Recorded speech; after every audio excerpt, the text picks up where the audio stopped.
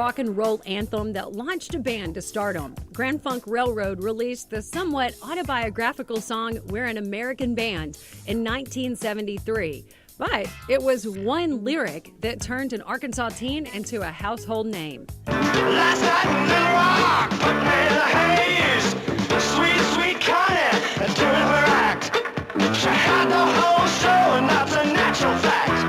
Connie Hamzy was 17 when the band's manager first told her about the line. He called and told me that, you're not going to believe this, but Grand Funk's written a song called We're an American Band, and your name's in the first lyrics. The North Little Rock native was finishing her senior year of high school and didn't take the call too seriously. I said, yeah, I'll have to see it to believe it. But a few months later, a day on the lake turned into a life-changing moment for Hamzy. Right after I graduated from high school, me and some gals were laying out by Lake Number 1 in North Little Rock in Lakewood, swimming, and I had my transistor radio on. And that's when it happened. Folks, y'all aren't going to believe what we just got in the studio. It's the new release from Grand Funk Railroad. And you know that dark-haired girl we see backstage a lot, wandering around? Listen to the first few lyrics.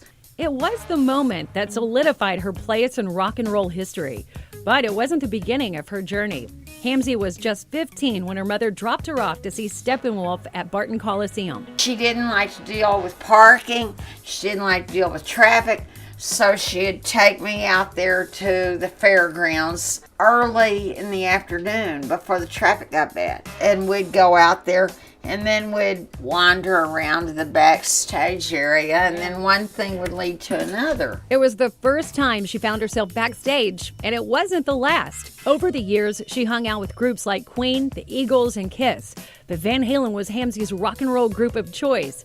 And eventually, she found herself on the road with the band during their Monsters of Rock tour 1988. This is the most fun I ever had in my life. But it wasn't all running with the devil for Hamzy. She spent 12 years as a substitute teacher in the Little Rock School District. I can show you papers of the principals who asked for me, but I think after a while that the heat was just too much for them. She's never been married, but she has been engaged twice and kept the ring both times. Did she ever think about settling down with one of her rock and roll counterparts? Hamzy confessed it crossed her mind, but she had other plans. I was determined to become a famous groupie. I really was. And when asked about what she loved most, the music or the glamour, she couldn't decide. I wouldn't really change a thing. I loved all of it, to tell you the truth. And as for her regrets, me and Eddie Van Halen have a few, but that's a whole different story. Since it was built in 1952, Barton Coliseum has welcomed sports teams, cowboys, monster trucks, and more. But when people think about the venue, most think about the concerts. Country music, early R&B. James Brown performed at Barton Coliseum several times. Prince has performed at Barton Coliseum. Before the Riverfront Amphitheater, before Alltel Arena, people across Arkansas descended upon what are now the state fairgrounds to see their favorite bands.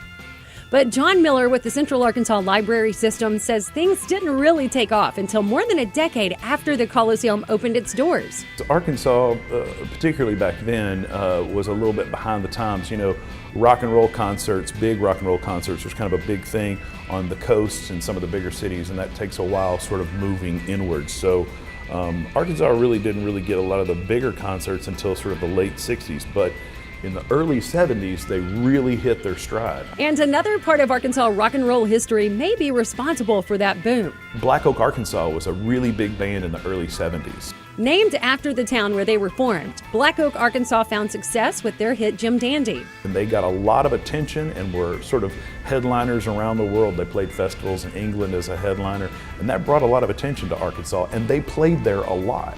And by the mid-70s, Barton was the place to see a rock and roll concert. It was sort of like Arkansas's version of Madison Square Garden. So ZZ Top the first time they played in Little Rock, and none of them had beards. But music enthusiast Kenneth King says while the concerts were great, the venue was another story. Well, it was the only thing we had. From the design, it may not be the best place to see, you know, an acoustic Paul Simon performance or perhaps the symphony orchestra. to the heat. You know, the air conditioners didn't work. But you couldn't beat the ticket prices or the general admission. And usually the tickets were like $4 in advance, $5 at the door. But once they got into the doors, it's just wherever you wanted to go. But just like the bands that took the stage there, Barton's time in the spotlight started to run out.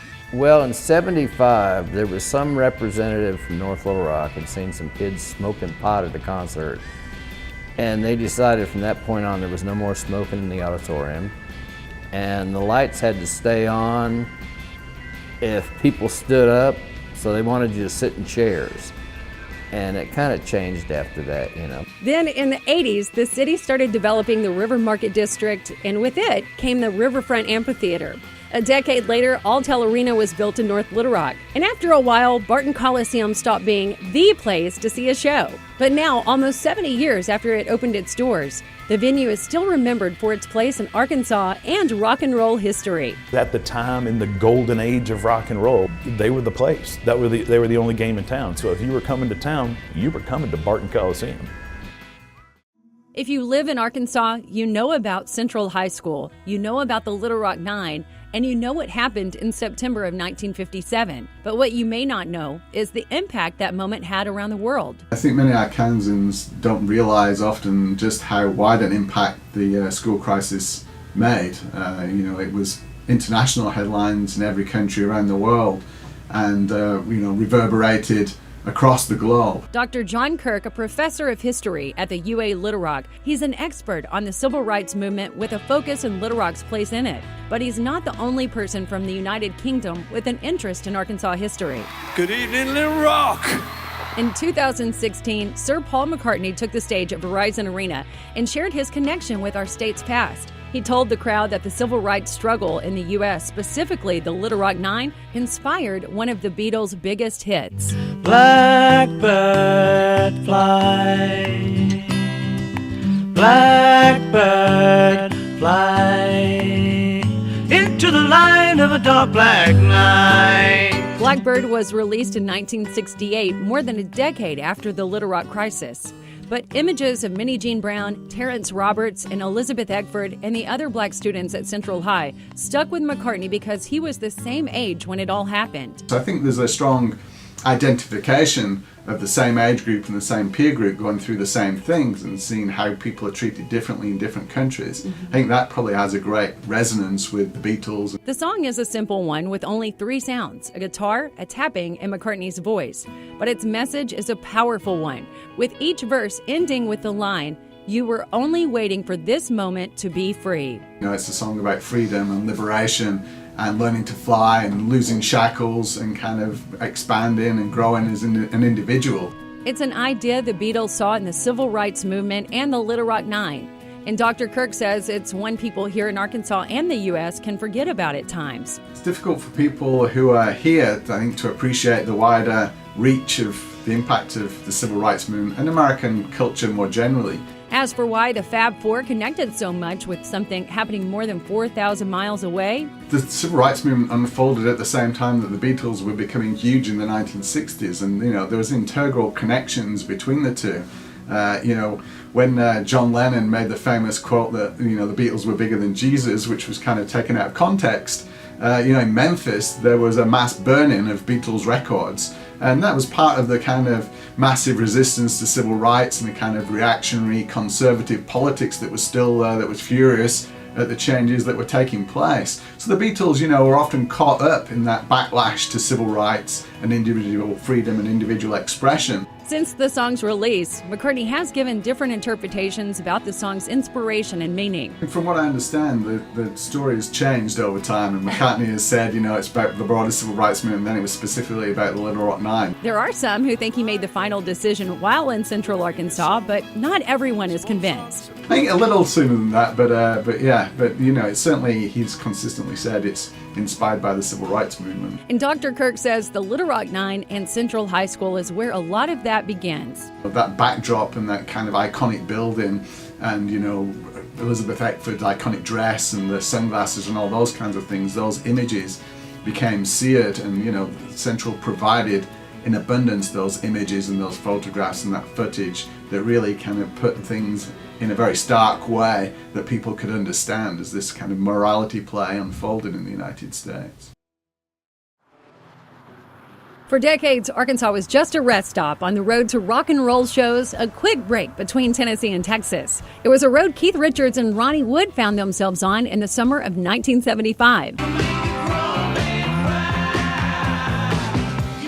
Yes, Keith Richards and Ronnie Wood of the Rolling Stones.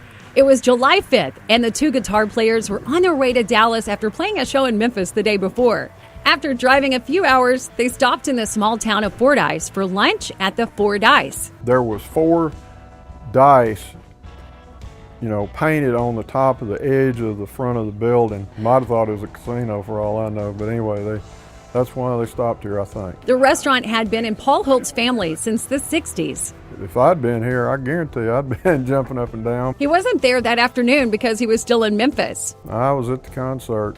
I'd seen the concert the night before. But he heard all the stories when he got back into town. Obviously the waitress, and she didn't recognize them or anything, and they started talking to her, and she told them that she really liked country music, she didn't like rock. Richards and Wood grabbed a bite to eat, talked to a few people, and went on their way. But it wasn't long before their quick stop turned into an extended trip. Just after lunch, the two were pulled over for reckless driving and taken into custody. Well, what have you got? And he said, the Rolling Stones. And it just went right over my head. What are you talking about? Tommy Mays was the deputy prosecutor in Fordyce at the time and had a lot of questions, but he only asked one. Tell me their names. I knew I had him then. And he said, well, let me get their driver's license. And so he comes back and he says, Keith Richards and Ron Wood. And I said, oh, my Lord. So he made his way into town to meet the British rock stars. And while they weren't too bothered by the situation, nicest guys. I mean, they weren't worried about anything. But at that point, kind of the whole world fell on me. Tommy admits he wasn't ready for what happened next. Then the phone started ringing from England and from D.C., the State Department, and all our congressmen and senators. Like any arrest or scandal involving celebrities, rumors filled the papers and made their way across airwaves around the world. But Tommy and Paul have their thoughts on what really happened. We heard that there had been a report of a car that was crossing center line or whatever between here and Rising. And so they found the car. It was a really ugly car. Police were, I think, waiting for them outside the driveway to the cafe.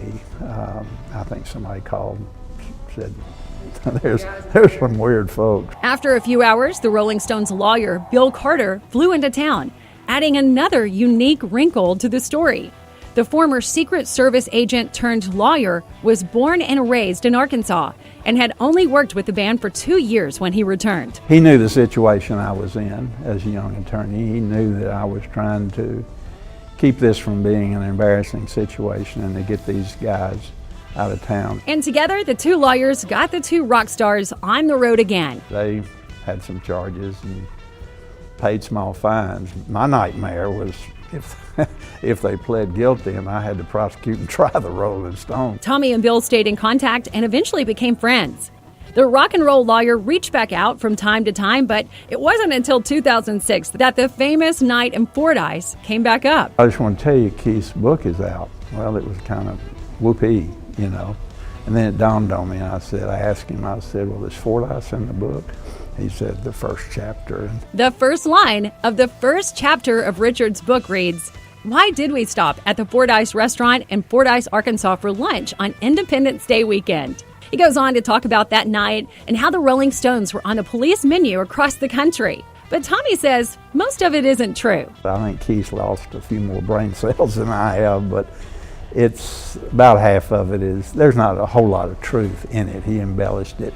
And while the brief encounter may have only been a bump in the road for Richards and Wood, it's now a moment that's become ingrained in Arkansas rock and roll history. They were kind of the bad boys of rock and roll. Well, I'll look up and there'll be a car parked out here under my sign, taking pictures of the sign, and I'll go out there and ask them, oh yeah, we're, big Rolling Stones fan. It was history, certainly history for a little town like Fordyce.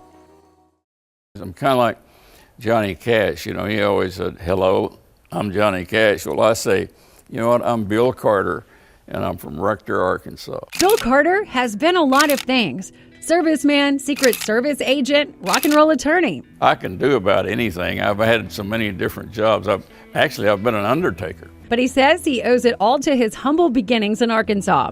We had no money, and I went to high school there and have fond memories of that community because so many people helped me gave me assistance that my parents couldn't. But after that, Bill was on his own. When you finished high school, you had to go get a job because the family couldn't continue to support you, or shouldn't.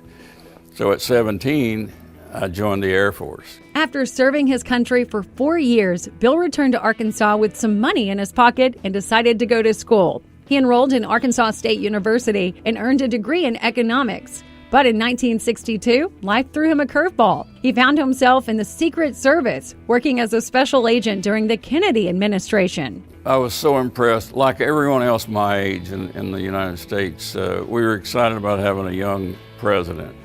Eisenhower was a grandfather. Bill wasn't on the White House detail, but he served on many assignments with the president. But his death is still a moment he'll never forget. Devastating.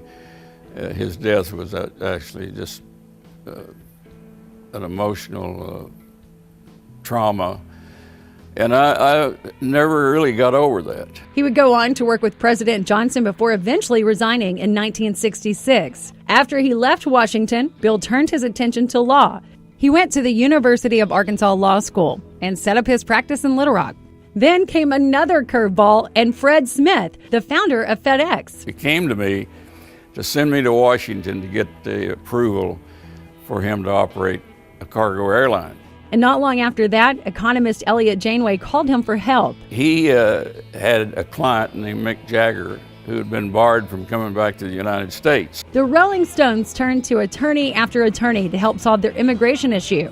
No one could get the job done. That is, until they found Bill. But it almost didn't happen. I just got up and said, "This meeting's over," and I started to leave, and Jagger jumped up out of his chair, grabbed me by my coat, and said, "Sit back down."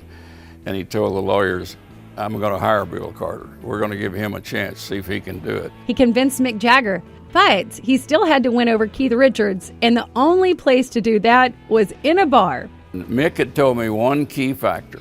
You meet with Keith, you better be prepared to drink with him, because if you don't drink with him, he won't trust you. And I said, "That's no problem for me." But Keith came in, he bolted through a door in the back of the room, had his usual scarf flowing around his neck and a bottle of Jack Daniels in his hand. He came in and set the whiskey down and said, "All right, let's have a drink." And that's all it took. 2 years later, and the Stones were touring America. Richards and Ronnie Wood even made an unplanned stop in Arkansas. And after a while, his client base started to grow. While I was with the Stones, I got involved with David Bowie. But Bill wasn't just a rock and roll lawyer. He represented country stars like Tanya Tucker, Reba McEntire, Waylon Jennings, and Lone Star.